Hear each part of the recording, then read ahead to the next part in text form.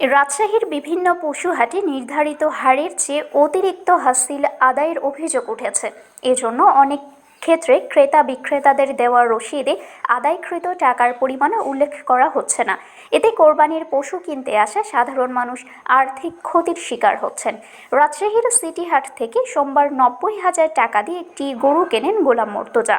গরুটি কিনতে তাকে হাসিল দিতে হয়েছে 1,000 টাকা। ইজারাদারদের লোকজন রসিদ দিলেও সেখানে টাকার অঙ্ক লেখা ছিল না। তার অভিযোগ, কোরবানির ঈদকে সামনে রেখে এভাবেই অতিরিক্ত হাসিল আদায় করা হচ্ছে। গোলাম মর্তজা বলেন, সব হাটেই অতিরিক্ত টাকা নিচ্ছে, কিন্তু অতিরিক্ত নিলেও তা হাসিলে লেখা থাকে।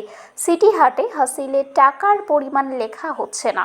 খোঁজ নিয়ে জানা গেছে, শুধু সিটি হাটই নয়, রাজশাহীর অন্যান্য পশু হাটেও একই চিত্র দেখা যাচ্ছে। পবা উপজেলার নওহাটা পশু হাটেও রসিদে টাকার অঙ্ক উল্লেখ না করে অতিরিক্ত হাসিল আদায় করা হচ্ছে। সেখানে গরুর জন্য 1,000 টাকা এবং ছাগল ভেড়ার জন্য 600 টাকা নেওয়া হচ্ছে। অথচ নওহাটা পৌর কর্তৃপক্ষ গরুর জন্য 500 টাকা ও ছাগল ভেড়ার জন্য 300 টাকা হাসিল নির্ধারণ করেছে। অতিরিক্ত টাকা আদায়ের অভিযোগ প্রমাণিত হওয়ায় সোমবার নওহাটা পশু হাটের ইজারাদারকে 5,000 টাকা জরিমানা করেছেন পবা উপজেলা নির্বাহী কর্মকর্তা ইবনুল আবেদিন। রাজশাহী সিটি কর্পোরেশন পরিচালিত সিটি হাটে কোরবানির ঈদ উপলক্ষে প্রতিদিন 25 থেকে 30,000 গবাদি পশু কেনাবেচা হচ্ছে। কর্পোরেশন গরু ও মহিষের জন্য 700 টাকা এবং ছাগলের জন্য 500 টাকা হাসিল নির্ধারণ করে দিয়েছে, কিন্তু বাস্তবে গরুর ক্ষেত্রে 1,000 টাকা এবং ছাগলের ক্ষেত্রে 500 টাকা আদায় করা হচ্ছে বলে অভিযোগ রয়েছে। সরেজমিনে দেখা গেছে, অতিরিক্ত অর্থ আদায়ের বিষয়টি আড়াল করতে অনেক রসিদে টাকার পরিমাণ লেখা হচ্ছে না।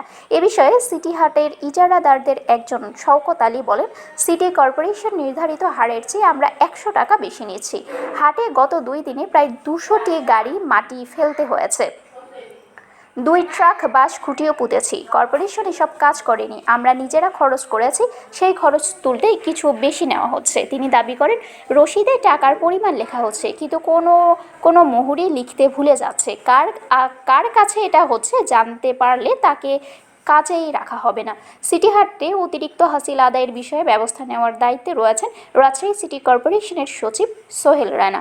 তবে সোমবার সন্ধ্যা পর্যন্ত তার পক্ষ থেকে কোনো ব্যবস্থা নেওয়ার তথ্য পাওয়া যায়নি।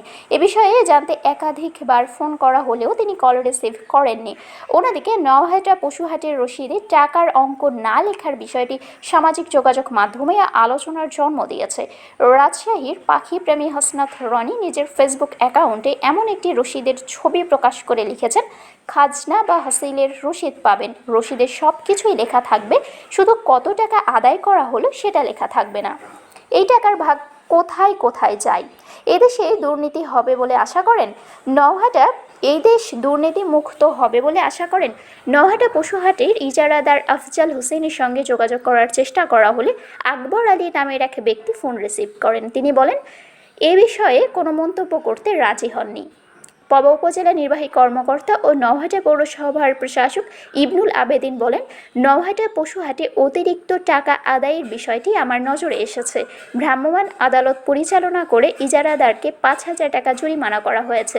মঙ্গলবার থেকে অভিযান আরও জোরদার করা হবে। পবার কোনো হাটে অতিরিক্ত হাসিল আদায় করতে দেওয়া হবে না। শারমিন শিমু, বরেন্দ্র টেলিভিশন।